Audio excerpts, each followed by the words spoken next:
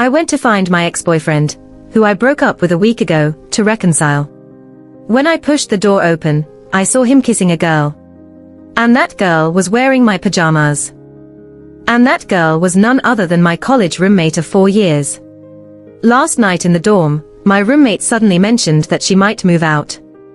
Because the guy she had been pursuing for a long time finally accepted her confession, and asked her to move in with him. At that time, I stupidly congratulated her on her wish finally coming true. Never in my wildest dreams did I think that her boyfriend would be my ex-boyfriend Simon, whom I had just broken up with. I stood awkwardly at the door. When my roommate saw me, she exclaimed, "Melody." Simon then looked over as well. When our eyes met, he seemed slightly stunned, but more indifferent and composed. He then adjusted his clothes and calmly walked towards me, looking down at me. "What are you doing here?" I stared at the marks on his collarbone, finding it hard to breathe. I couldn't even bring myself to utter a word about reconciling. My roommate walked over, slightly apologetic, and gave a hesitant smile. "I didn't have any clothes with me, so I wore yours, sorry about that." My head felt like it was spinning. She saw me not saying anything and hurriedly explained, "Melody, please don't misunderstand. I only got together with Simon after you two broke up." Watching her hurry to clarify herself, I felt like a fool. It took me a while to come up with a stiff reason to respond to Simon's question. "My stuff is still here, so I came to pack up." After a moment of silence, Simon, still expressionless, said, "Come in." It was only after I entered that I realized what Simon's silence meant. The potted plant I personally planted on the windowsill was gone. The couple's water cup and toothbrush in the bathroom had been replaced with a different style. The curtains, bed sheets, everything was changed to my roommate's favorite colors. Even the old photo of Simon and me as children in the bedroom had been swapped with a picture of my roommates. There was nothing for me to pack. The little house that Simon and I had once decorated together was completely unrelated to me now. Just a week. Only a week. All my belongings were packed into a suitcase, left alone in a corner of the balcony. Including my dog. The hot summer night wind carried a wave of heat, making it hard for me to catch my breath. I sat numbly on the messy balcony, staring blankly at Seven. Seven was a dog that Simon and I came across on our first date. Since it was the 7th day, Simon named it Seven. He hugged me that day, whispering in my ear, saying that every time I called Seven's name, he would remember how it felt to kiss me for the first time. But now everything had changed. "Seven," I called. Seven flicked his ears, recognizing me, and excitedly whimpered, wanting to get close to me as before. Realizing it was confined, Seven obediently sat down, wagging his tail incessantly towards me. My nose tingled uncontrollably. Overwhelmed by emotions, I rushed to the living room. Everything else didn't matter, but Seven had been abused before and was afraid of being confined. "You know," Simon interrupted me, glancing at my roommate next to him, his tone flat, "she's afraid of dogs." The rest of the words stayed stuck in my throat. She's afraid of dogs. That was the reason. A dull ache spread. The first time I noticed something amiss between Simon and my roommate was 2 months ago. As graduation approached, he received several excellent job offers and became very busy. Sometimes when I messaged him at night, he didn't reply until the next morning. When I called him, he would hang up after a few words. He was just too busy. Stop overthinking. My roommate comforted me when she noticed my mood was down. On Valentine's Day, my roommate gave me 2 movie tickets. Wanting to mend the strange relationship between Simon and me, I asked him out to the movies. In the middle of the movie, he seemed distracted, glancing at his phone from time to time. "Melody, I need to take a call outside, I'll be back soon." Before I could say anything, he rushed out with his coat. When the movie ended, Simon still hadn't returned. After the movie, among the crowd, I saw Simon leaning against the wall waiting for me. He was looking down, lost in his thoughts. I noticed that he meticulously buttoned up the top buttons of his shirt. Seeing me, Simon only calmly said, talked about the project, lost track of time. What project needs a whole movie's length of discussion? I asked him. How did he respond then? He didn't even bother explaining. If you want to overthink, I can't help it. Back in the dorm, while browsing my phone restlessly, I stumbled upon a recent social media post by my roommate. It was a picture of 2 half-drunk milk teas and 2 movie ticket stubs. There was no caption, just a heart emoji. The dorm was very quiet, with only the shallow breathing of me and my roommate. Did you buy those at the theater next to the hall where I live? I don't like romance films. Watching them with someone you like. My roommate remained silent for a long time, then suddenly smiled, yes. That night, I walked ahead in silence during our evening stroll. Simon keenly sensed my emotions, came over, and took my hand. What's wrong with you? I only said one sentence. Tiffany was also at that cinema. The air fell silent. But only for a moment. Simon held onto my hand. Melody, just a coincidence. Looking into his eyes, filled with calmness and regret, I couldn't bring myself to let go of his hand. After being together for so many years, Simon and I had already considered each other as the only choice for a future partner. I shouldn't have questioned his feelings for me based on speculations. Moreover, my roommate actually had someone she liked for a long time. I had seen the photos. For him, my roommate hadn't had a boyfriend in her entire 4 years of college. There shouldn't be anything between her and Simon. At least, I hoped not. Whether it was my imagination or not, after that day, Simon became a lot more indifferent towards me. As the thesis defense drew near, Simon became busier, and we hadn't seen each other for almost a week. It was his birthday when I prepared a gift, took the homemade cake, and went to his rented house to find him. When I pushed the door open, he was having a lively cake-eating party with a big group of people. His roommate was there too, almost entirely wrapped in Simon's embrace, her hand resting on Simon's hand as they both held onto the cake cutter. The atmosphere in the room oddly quieted for a moment when they saw me. Simon, with no expression on his face, kept his hand there and didn't move. It was his roommate who took her hand away, staring at me with a complicated look. Soon, someone stepped in to explain that it was also Tiffany's birthday today, so they were just sharing the cake together, and not to misunderstand. How could I not misunderstand? All the grievances and uneasiness from these days turned into reality the moment I saw their unusual actions. After the guests left, Simon and I had a big argument. Or should I say, I had a hysterical outburst on my side only. I am your girlfriend. Why didn't you inform me about your birthday party? Are you that busy? You can have cake with her, but you cannot even spare a moment to reply to my messages. I said, close to breaking down. Simon, do you still want to be with me? But it was the familiar silence once again. I propped myself against the chair, slowly squatting down, burying my face in my knees, crying silently. I will tell you everything. Once I graduate, I will marry you, Simon used to say, never letting me worry. But that day, he was speechless. In a fit of impulse, I brought up the idea of breaking up. Upon hearing the words, Simon coldly replied, whatever. Suit yourself. It was on the 5th day post-breakup, when one of Simon's friends came over to mediate, claiming that it was a surprise birthday party for Simon, and he had no prior knowledge of it. Melody, he was at fault.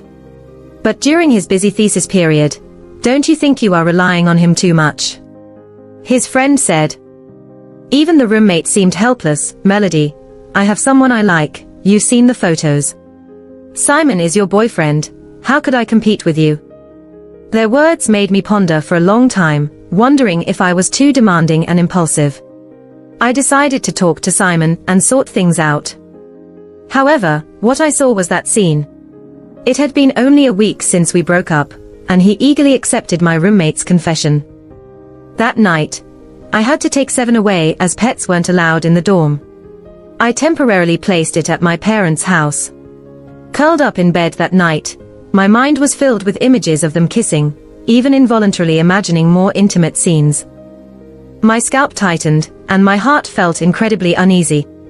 So, I went online and answered a question from someone with similar experiences, letting out all my grievances and sadness. I didn't expect that post to blow up overnight. The notifications reached over 99. Why did he agree to the breakup so quickly? There couldn't have been a smooth transition in such a short time. He just gave the other woman a decent excuse. With the details I mentioned, like the school location and specific features, the internet sleuths pinpointed us, even identifying me and Tiffany. The post quickly gained traction, with many alumni joining the discussion. Tiffany looks so innocent. Who would have thought she was a homewrecker? I knew the blogger's boyfriend, a handsome guy from the math department. He even had a pleasant voice. Only I noticed that the blogger mentioned about the movie where the scoundrel quickly buttoned up his shirt. What was he trying to conceal? Reading more and more comments, I couldn't describe the feelings. My phone notified me of numerous missed calls and messages, all from Simon. I decided to turn off my phone and go downstairs to buy some food. As I saw Simon standing downstairs, he came up to me immediately and coldly ordered, "Delete the post." Thinking about the comments I read online, I couldn't help but ask him, when did you two start getting involved with each other? Was it during that movie, or even before? Simon stared at me expressionlessly, not giving a direct answer, but not denying it either. With a sudden realization, I felt like laughing at myself and at him. If you don't like me anymore, you could have just told me. I wouldn't have dwelled on it. Why drag it out?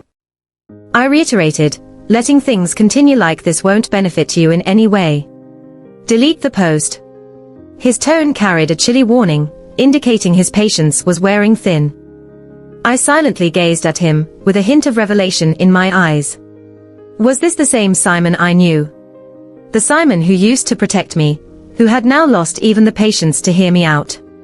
The one he's protecting was not me anymore. The sense of desolation and bitterness was overwhelming, barely bearable. Finally, I dropped a low whisper, "I won't delete it," and fled.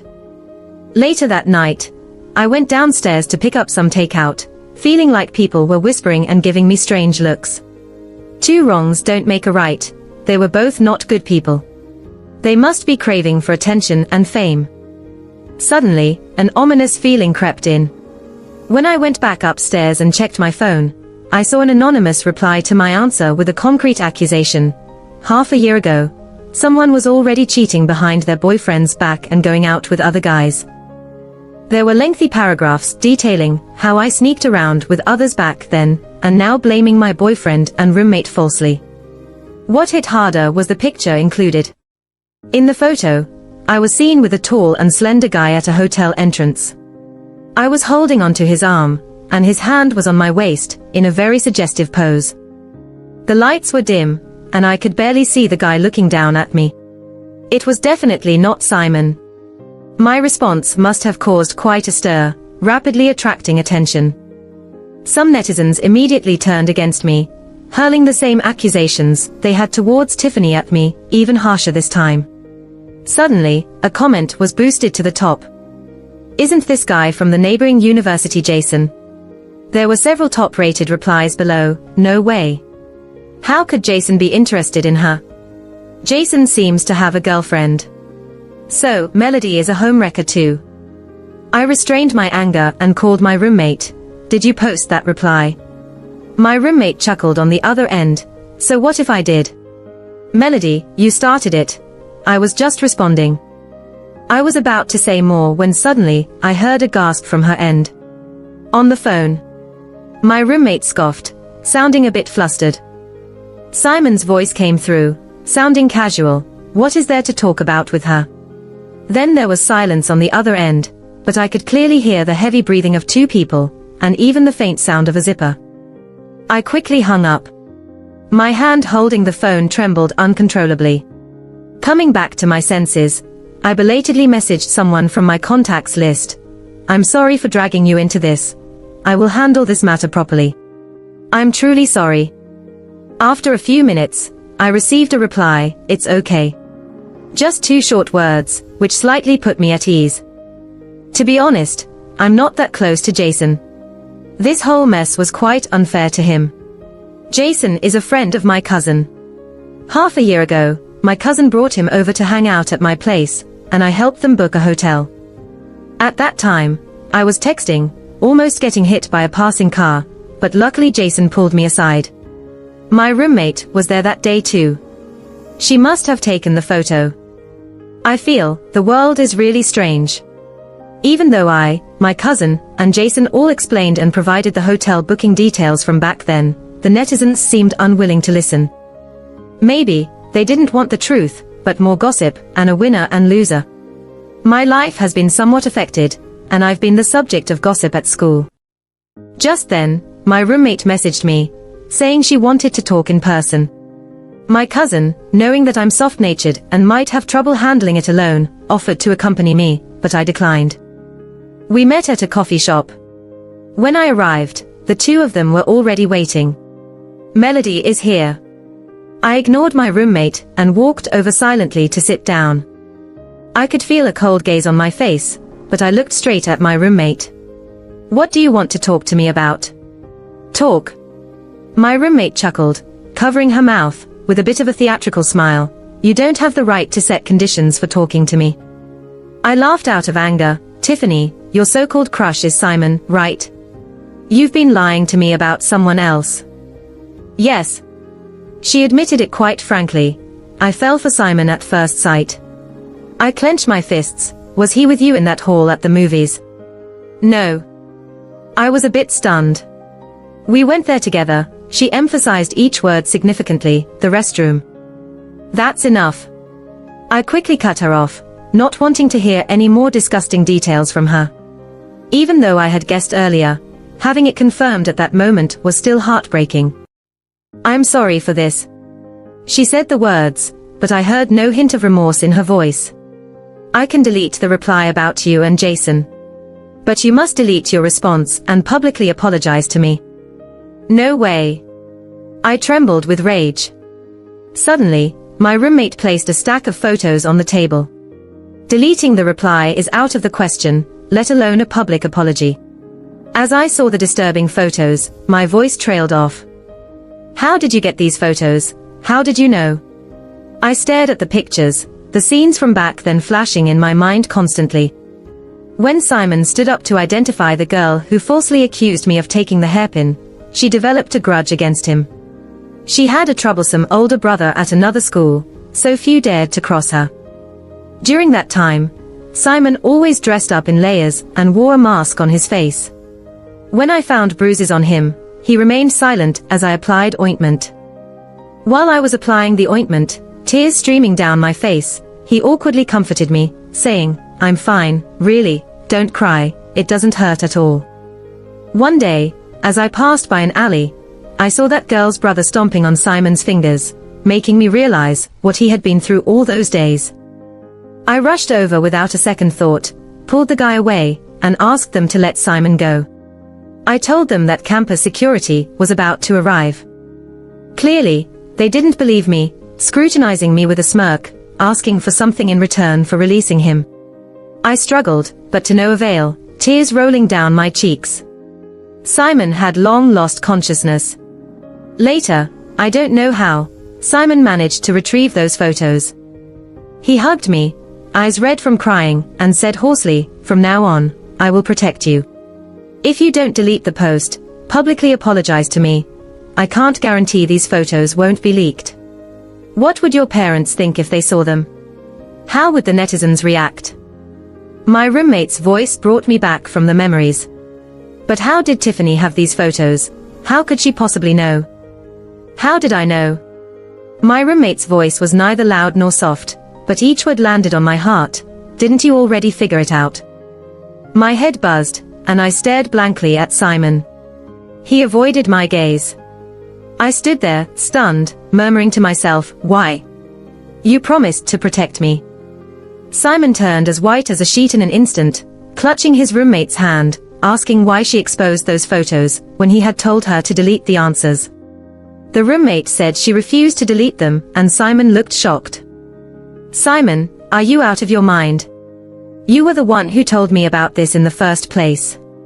Now you're back to caring about her again. Simon froze.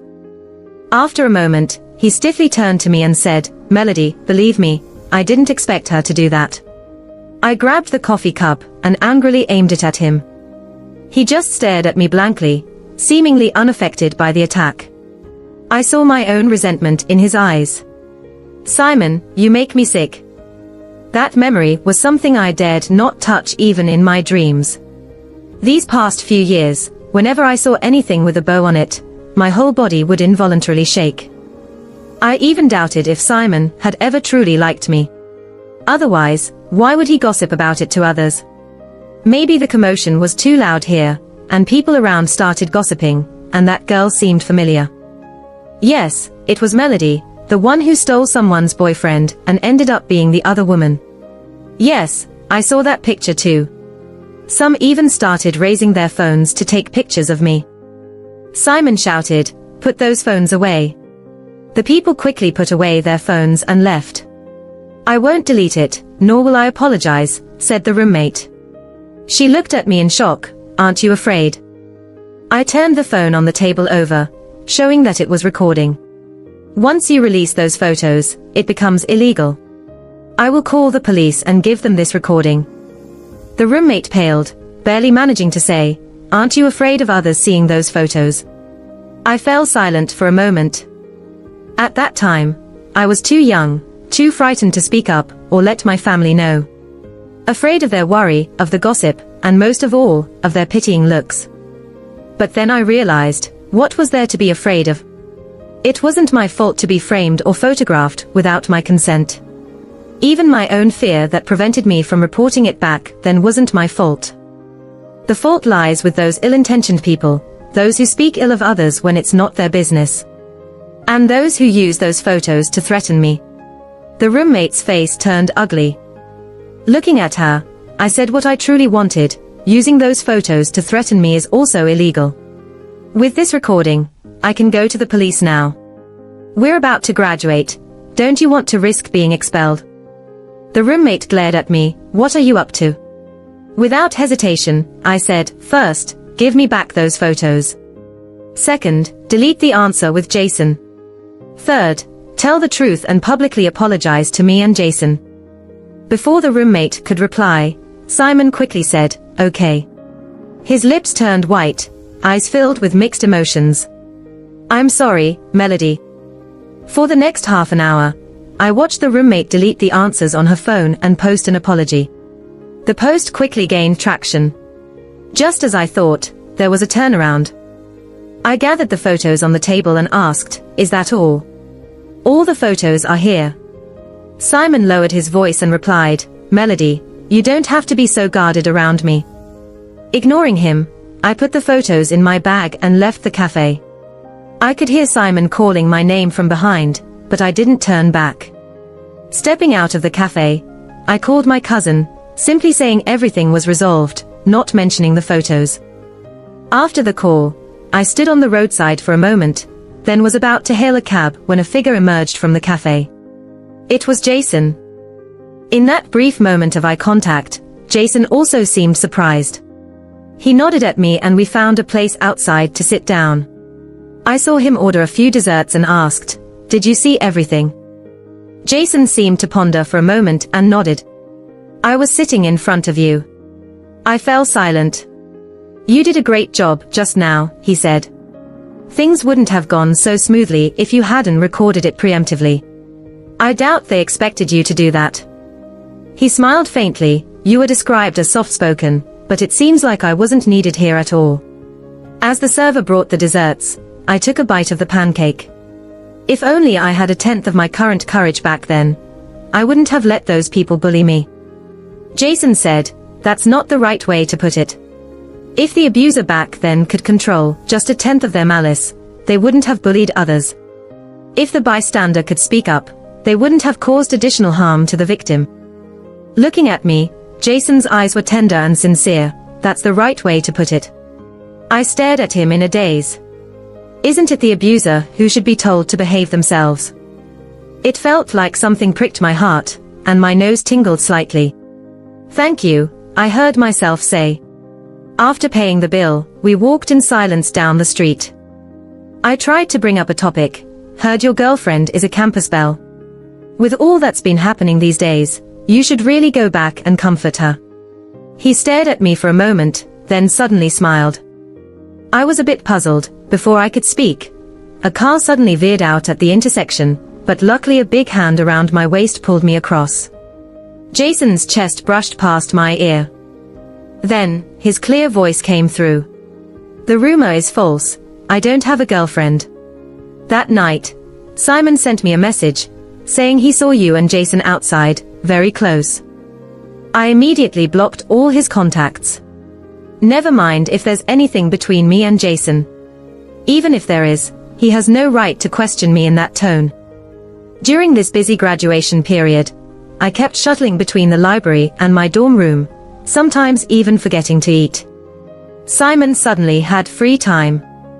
I don't know if it was intentional or by chance. Every time I came back from the library, I could see him standing below the dorm building, not saying a word, just silently watching me.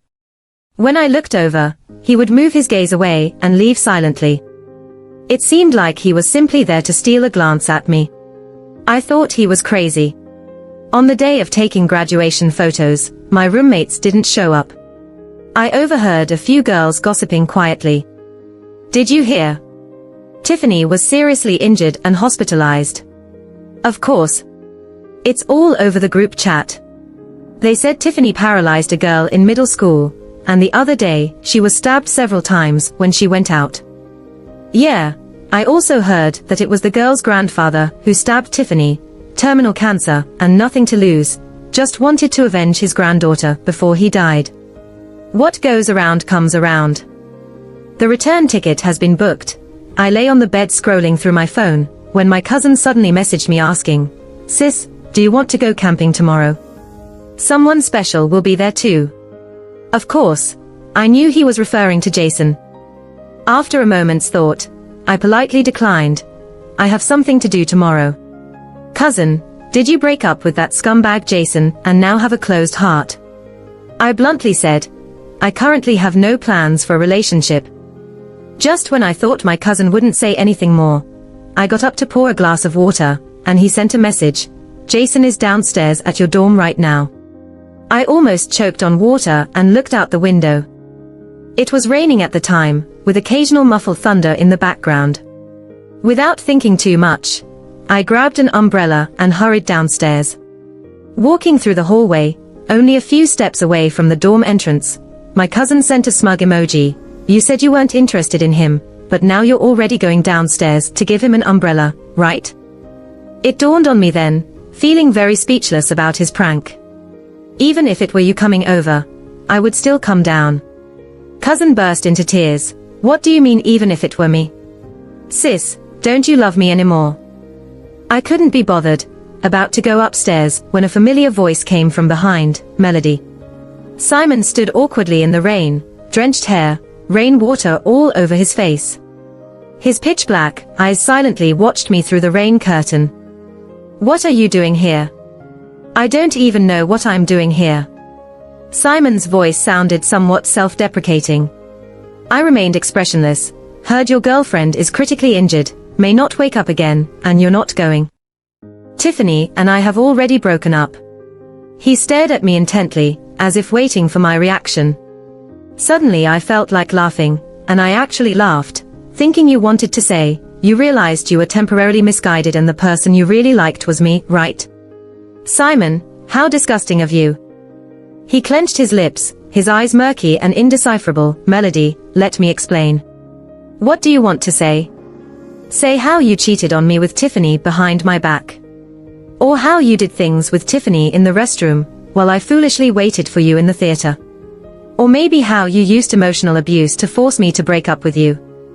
Simon's face turned ghostly white, his lips moving, but nothing came out. You see, you knew these things would hurt me, yet you still did them. I tried to restrain myself, but a tone of bitterness crept into my voice. I just have one question for you. Why did you tell Tiffany about that incident? It took a long time before his hoarse voice came through. I felt extremely guilty and heartbroken after that incident. I told myself to pretend it never happened, and that I would protect you in the future. But then I realized, I couldn't just forget about it. I hate myself for not protecting you back then. His eyes were bloodshot, rain or tears streaming down his face. Every time I touched you, every time I saw you reluctantly, but still accepting, I would think of that incident. Imagine if those people's hands had also touched your body like mine did. I was in pain, and jealous. After Tiffany appeared, I slowly distanced myself from you and grew closer to her. I always thought that if I tried to accept her, maybe I could slowly forget about you and that unbearable memory. 6 months ago, Tiffany confessed to me, even showed me that photo of you and Jason. I thought, or maybe I was forcing myself to believe, that you had betrayed me first. That night, I drank a lot and told her about that incident. By the end, his voice was filled with a crying tone. Melody, I regret it. I really regret it. He actually kneeled down, right in front of me, begging for forgiveness. Please forgive me, okay? A strong sense of bitterness washed over me. Not because I was sad, not because he stirred something in me, but a kind of indescribable sadness. In that moment, I realized he never loved me, nor Tiffany. He only loved himself. He cared so much about that incident, yet never showed it. He changed his heart, covertly enjoyed the thrill of cheating, and controlled the feeling of fooling me. For the past 6 months, whenever he said he didn't like me, I wouldn't cling to him. He doesn't love me, yet he refuses to let me go. He's no longer the sincere boy from my memories, the one who would make me blush. I still appreciate him for standing up for me and proving I wasn't a thief. But if I could start over, I'd rather he didn't intervene. Maybe he and I were a mistake from the very beginning. In the end, I turned away and vowed to never look at him again, my words icy, saying forgiveness would only come upon his death. Don't come looking for me anymore. I never want to see you again in my life. Epilogue. After that day, Simon never appeared in front of me again. After graduation, I found a job in my field. Jason and my cousin work in the same city as me, and for the past few years, we occasionally gather on weekends. Recently, Jason's company sent him overseas for a year-long project. As I watched Jason's back disappear in the bustling airport, I felt a tinge of sadness. My cousin's voice echoed with regret, wondering why unmarried people like us couldn't give it a try. Now that he's gone. I glanced at him lightly, saying nothing. What he didn't know was that Jason and I had tried for 2 months. One night, when my cousin was on a business trip to Beijing, I fell ill with acute gastroenteritis. In a daze, I called Jason. Waking up in a hospital bed, I found Jason by my side, who had stayed with me the whole night. During that time, Jason took care of me, picking me up from work every day and cooking together. After spending more time together, we unofficially became a couple.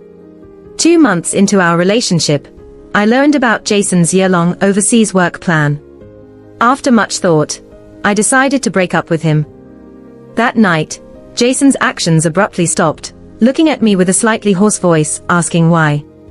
I turned my head instinctively, calmly saying that I didn't believe in long-distance relationships, let alone long-distance ones in different countries. The bond one had with Simon since childhood, the years of connection, if he could change, what more with Jason, whom I had only been dating for 2 months. It wasn't that I didn't trust him, but I feared giving my all would still result in imperfection. Jason turned my face, leaning closer, asking if I didn't want him to go. Enduring a tingling sensation in my body, I shook my head lightly, saying it was a great opportunity not worth giving up for anyone, including myself. Jason remained silent for a long time, before softly agreeing. That night, even though he was good at hiding his emotions, I could still feel his loss of control. After Jason left, my life didn't change much. I received news about Simon. He had gone to the mountains after graduation, and was recently injured by falling rocks, making it difficult for him to move around. His mother mentioned that he really wanted to see you. My mom asked tentatively. Without hesitation, I replied, no, I don't want to see him. I'm not sure if my mom relayed the message to him, but for over 10 days during the Lunar New Year, Simon and I lived on the same street and never ran into each other. The years that followed were similar. 6 months later, my cousin had a sudden wedding. As the bride tossed the bouquet, I had just finished a call with Jason. Oddly enough, despite the breakup, Jason and I remained in contact. He would often share funny stories from abroad, wish me good night according to my time zone, send gifts on holidays, and help me with work issues. It felt like nothing had changed since we broke up. Lost in thought, something was suddenly thrown in front of me. I instinctively bent down and saw that it was the bouquet, which left me perplexed and amused. Then I heard Jason's deep voice, Melody. I jerked upright, but when I checked my phone, the call had already ended. The crowd around us started joking, with my cousin being the loudest. It suddenly hit me. I looked into the distance. Jason was standing amidst the noisy crowd, hands in his coat pockets, gazing calmly at me. After all these years, the way he looked at me was the same as before. As he walked towards me slowly, a mixture of astonishment and surprise washed over me. Wasn't it supposed to be a year? The project was completed ahead of time. He chuckled casually, pulled me into his arms, rested his chin on my shoulder, and said, "Melody, I've missed you a lot." Feeling the comforting presence of his being, I realized something in a sudden moment. Time and distance were never the issue, determination and affection were.